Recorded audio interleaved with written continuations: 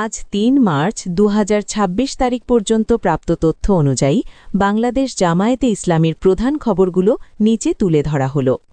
জরুরি সংবাদ সম্মেলন। ৩ মার্চ রাত ১০টায় বাংলাদেশ জামায়াতে ইসলামীর কেন্দ্রীয় কার্যালয়ে একটি জরুরি সংবাদ সম্মেলন অনুষ্ঠিত হওয়ার কথা রয়েছে। এর আগে ২ মার্চ রাতেও দলটি একটি জরুরি সংবাদ সম্মেলন ডেকেছিল। জুলাই সনদ ও গণভোট বিতর্ক। জামায়াত নেতা শিশির মনির সংবাদ সম্মেলনে প্রশ্ন তুলেছেন যে গণভোট বাতিল হলে জাতীয় নির্বাচন কেন বাতিল হবে না।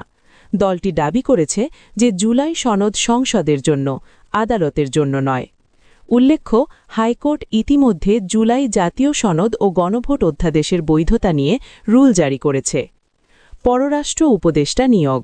বাংলাদেশ জামায়াতে ইসলামীর আমির ও জাতীয় সংসদের বিরোধী দলের নেতা ডাক্তার শফিকুর রহমানের পররাষ্ট্র বিষয়ক উপদেষ্টা হিসেবে ঢাকা ১৪ আসনের সংসদ সদস্য ব্যারিস্টার মীর আহম্মদ বিন কাসেম অর্থাৎ আরমান নিয়োগ পেয়েছেন। নির্বাচন পরবর্তী অবস্থান। দলের সাধারণ সম্পাদক মিয়া গোলাম পরোয়ার দাবি করেছেন যে নির্বাচনের সূক্ষ্ম কারচুপি করে জামায়াতকে ৫০টিরও বেশি আসনে হারানো হয়েছে।